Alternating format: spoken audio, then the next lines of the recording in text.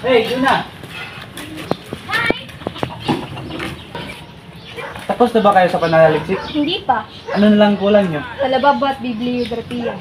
Tara, pasok na tayo.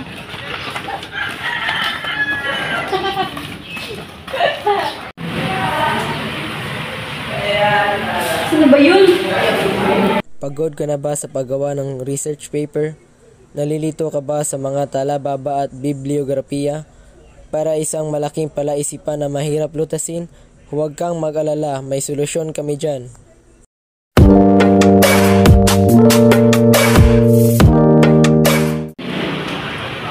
Magandang araw sa lahat. Ako nga pala si Aldred Silis at tutulungan ko kayong maunawaan ang kahalagahan ng talababa at bibliografiya.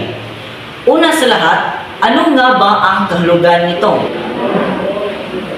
Ang talababa ay mga maikling nota sa ilalim ng pahina na magbibigay ng karagdagang impormasyon o sanggunian sa isang partikular na bahagi ng teksto.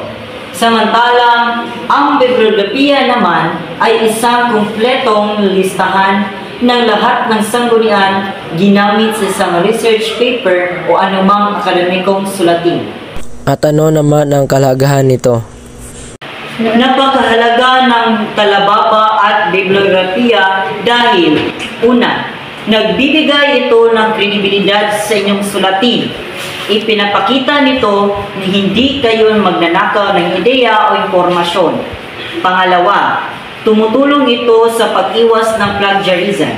Isang malaking kasalanan ang plagiarism at maaaring magresulta sa pagkabagsak ng iyong grado o mas malaking parusa. Pangatlo, nagbibigay ito ng karagdagang impormasyon sa mga mambabasa. Maaaring maghanap ang mga mambabasa ng iba pang impormasyon gamit ang inyong mga sanggunian. At panghuli, ang pang-apat ay nagpapakita ito ng inyong malawak na pananaliksik.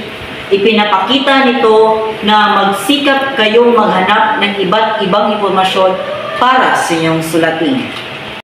Saan nga ba natin ito ginagamit?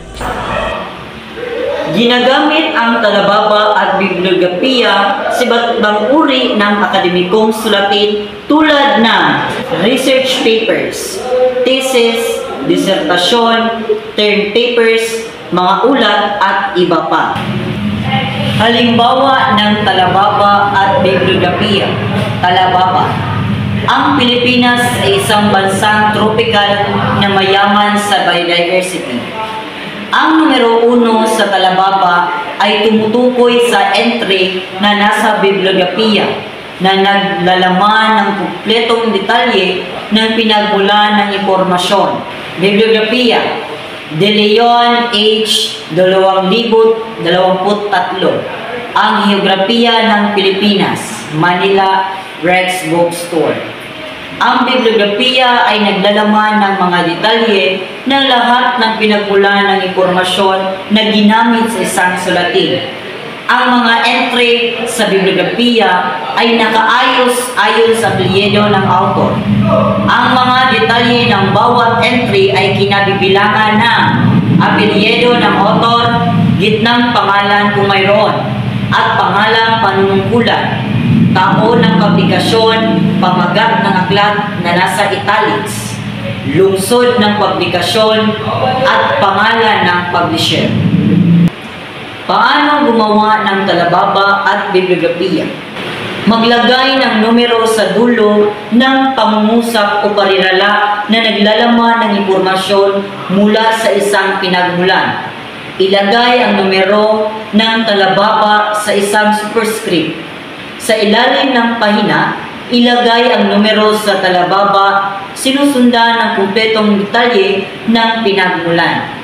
Sa dulo ng sulatin, ilagay ang bibliografiya na naglalaman lahat ng pinagmulan ng impormasyon na ginamit. Maayos.